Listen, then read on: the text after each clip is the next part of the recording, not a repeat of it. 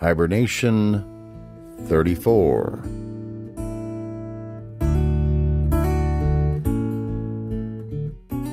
Grizzly's Growls presents Stories from the Hiber-Nation. MONARCH, the Big Bear of Tallac, by Ernest Thompson Seton, as read by David Grizzly Smith.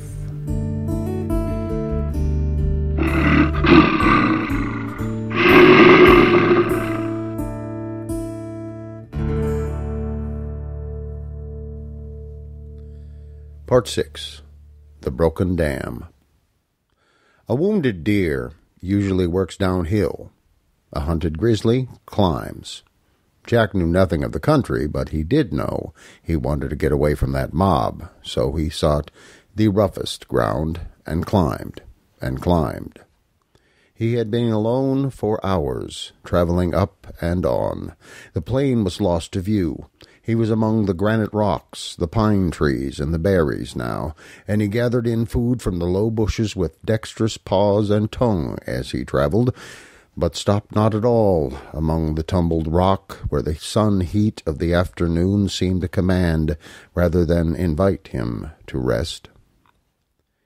The night was black when he awoke, but bears are not afraid of the dark. They rather fear the day, and he swung along, led as before by the impulse to get up above the danger, and thus at last he reached the highest range, the region of his native Tallac.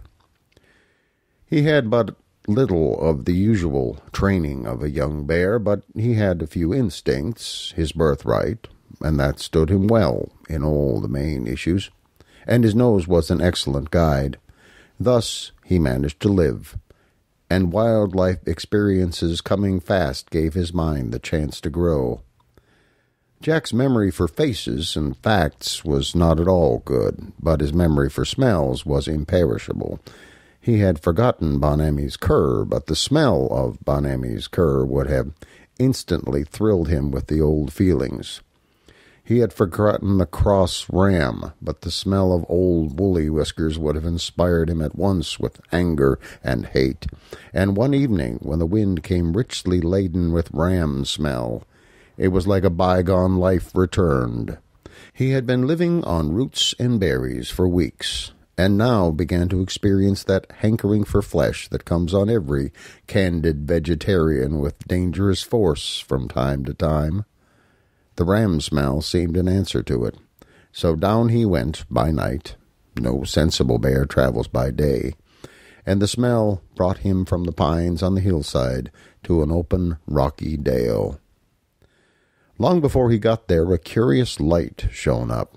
He knew what that was. He had seen the two-legged ones make it near the ranch of evil smells and memories, so feared it not.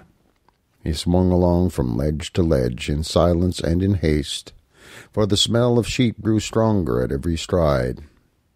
And when he reached a place above the fire, he blinked his eyes to find the sheep.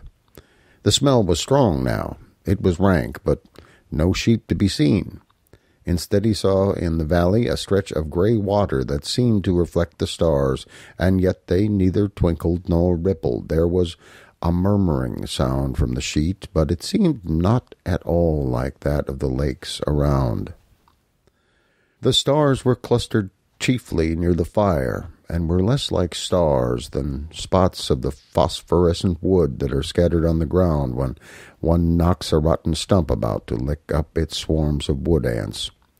So Jack came closer, and at last so close that even his dull eyes could see. The great gray lake was a flock of sheep, and the phosphorescent specks were their eyes.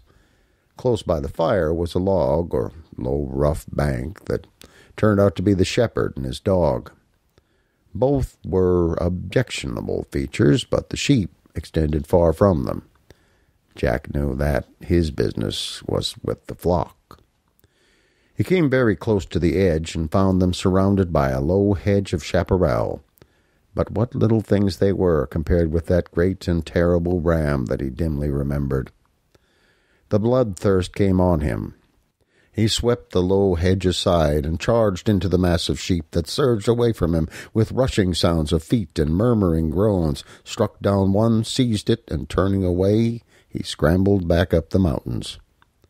The sheepherder leapt to his feet, fired his gun, and the dog came running over the solid mass of sheep, barking loudly, but Jack was gone. The sheepherder contented himself with making 2 or 3 fires, shooting off his gun, and telling his beads. That was Jack's first mutton, but it was not the last. Thenceforth, when he wanted a sheep, and it became a regular need, he knew he had merely to walk along the ridge till his nose said, "Turn and go so," for smelling is believing in bear life.